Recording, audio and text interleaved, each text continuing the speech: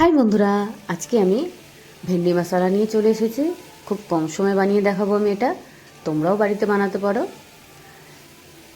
দেখতে থাকো। সবার প্রথমে আমি একটা কড়াই বসিয়ে নিয়েছি। কড়াইয়ের মধ্যে তেল দিয়ে দিয়েছি। তেল দিয়ে পেঁয়াজ টমেটো কুচিয়ে রেখেছিলাম সেগুলো আমি দিয়ে দিলাম। একটু সামান্য ভেজে নিচ্ছি। এবার আমি ছোটো ছোটো করে আলু কেটে রেখেছিলাম সেটা দিয়ে দেবো। দিয়ে এর মধ্যে একটু নুন দিয়ে দেবো যেন আমাদের আলুগুলো সেদ্ধ হয়ে যায়। একটু ঢেকে দেবো আমি 2-4 মিনিটের জন্যে।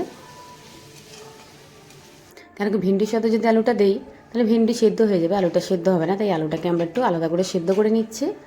এবার আমি বড় বড় করে ভিন্ডি কেটে রেখেছিলাম সেটা দিয়ে দেবো এর মধ্যে। যদি আমার রেসিপিটা ভালো লাগে সাবস্ক্রাইব অবশ্যই করে দেবে। এই ভিডিওটা একমাত্র তোমাদের জন্যই আমি ছোট করে বানিয়েছি ভিডিওটা।